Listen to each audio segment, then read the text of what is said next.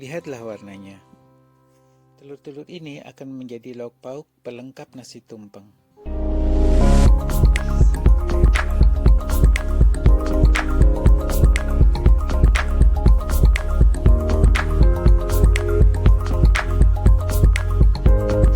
Rebus 1500 ml atau 1,5 liter air.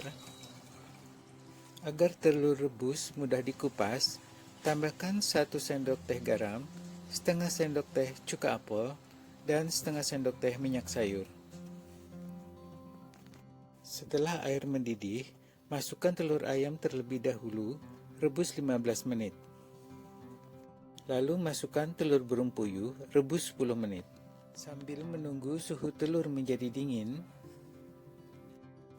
siapkan bahan rempahnya: bawang putih, bawang merah, daun serai, bawang bombay ungu, bay leaf Eropa atau daun salam Indonesia, kecap manis, garam, gula merah, dan air asam jawa, plus 3 kantong teh celup.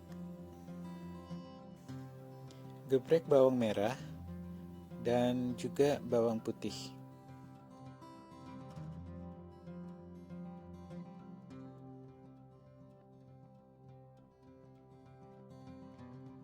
Telur menjadi lebih mudah dikupas dengan tips cara merebus tadi. Bagian terakhir, mulai mengupas telur puyuh. Rebus semua bahan rempah dengan 2000 ml atau 2 liter air. Campurkan telur ke dalam rebusan bahan rempah yang sudah mendidih. Diamkan selama 30 menit dengan suhu sedang. Selama merebus, buka sedikit tutup panci untuk menghindari luapan steam yang berlebihan dan juga mencegah telur pecah. Telur sudah menyatu dengan bahan rempah, diamkan sampai suhunya dingin dengan alami.